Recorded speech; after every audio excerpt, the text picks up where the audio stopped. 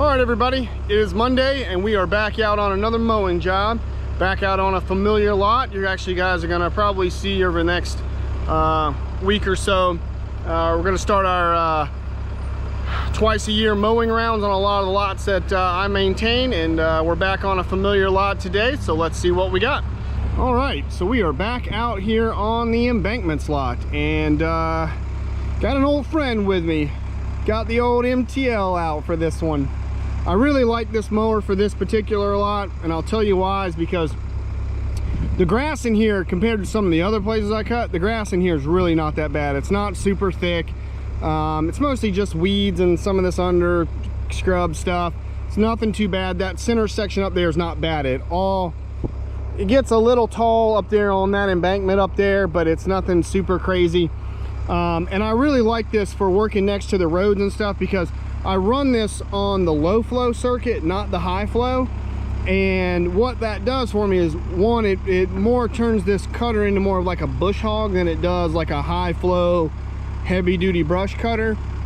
The other thing it does is it allows me, so the low flow circuit has a thumb rocker switch, like if you were using a grapple or a Harley rake or a 4-in-1 bucket. So when I get up here next to the road, if I want to turn off the continuous flow and just use the thumb to just kind of, you know, really slow down the speed and only use what I need of the mower to cut that, you know, next to the road, I can do that. So I really like that, running this mower off the low flow circuit, because it works great for these little lots, especially not right next to the road. It doesn't spin super fast and it doesn't throw and kick stuff everywhere. So but I've got 3 or 4 lots that we're going to be using the mega mower on, where the grass is really thick and the brush is overgrown. So we've got a couple lots, 3 lots, I think, 3 or 4 that we're going to do with that. So stay tuned for that. So I got a bunch of stuff coming up for that, but for this lot, we're going to break out the old MTL and we're going to get this done. So sit back and enjoy the ride, and we're going to get started.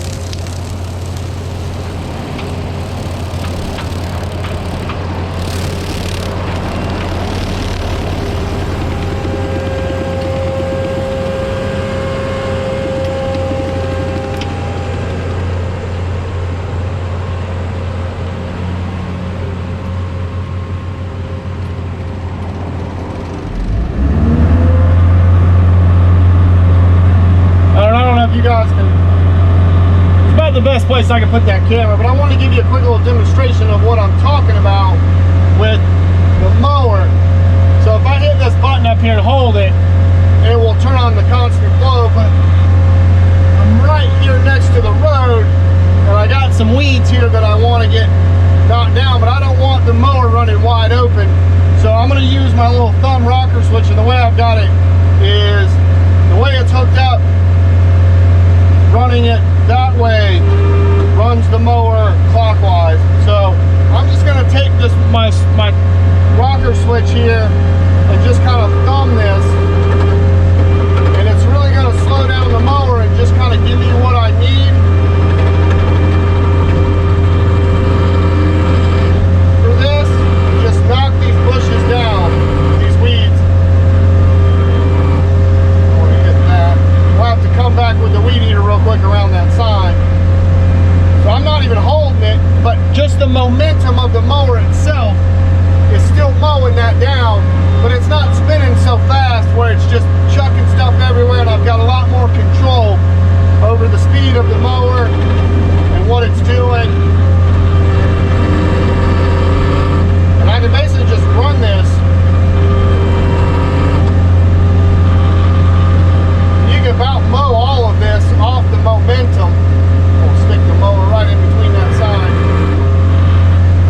Because that flywheel and those blades under there are so heavy, they will carry a lot of momentum. And so, like, I'm not even holding it, and just the momentum of the mower still has enough power to mow, to knock all that down, and pretty cleanly too. So that's why I like running this particular mower in this situation next to roads and stuff like that, and parking lots, because off the low flow circuit you have the ability to use this. If I was running on the high flow, I do not. I don't have that ability. It's just a wide open constant flow that you can't adjust. You know, you can't thumb like that. And this thing still has a lot of power even on the low flow circuit. And the reason why is because this machine puts out a lot of hydraulic pressure in the, even in the low flow side. There's a lot of pressure. So it runs this mower really good, even in thicker weeds and stuff like this.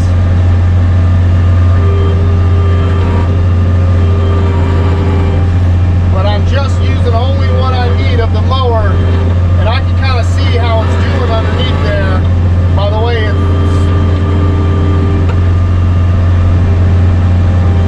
kind of sucking the weeds into the intake there underneath the mower.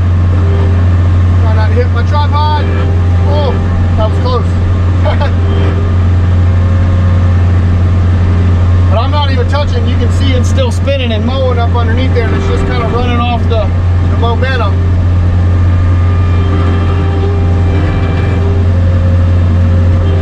You don't always have to use, you know, high flow, wide open. That's why I say only use what you need for the job.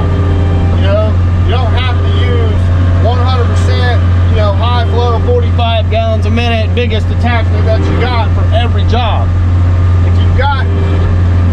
Now, if that's the only thing you got, you know, you might have to run what you run. But if you've got options, so I've got, you know, a couple different brush cutters here and the mulcher, you know, use what works best. You know, what tool you got. Oh, let's not hit the mouse. Oh, mouse took off running. Field mice are everywhere in here. Try not to hit the sign really quick. Lock back into the sign.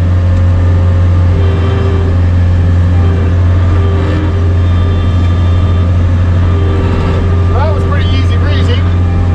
Knocked all that down. We'll clean up this little corner right here really quick. There we go. And we'll turn around and get the front side of this sign really quick without backing my fat butt of this machine out into the road.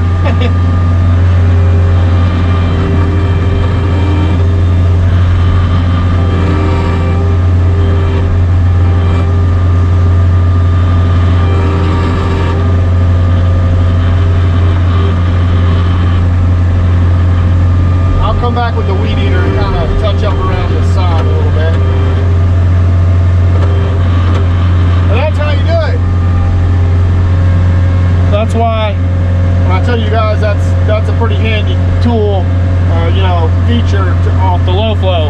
It kind of is. So just wanted to give you guys a quick demonstration.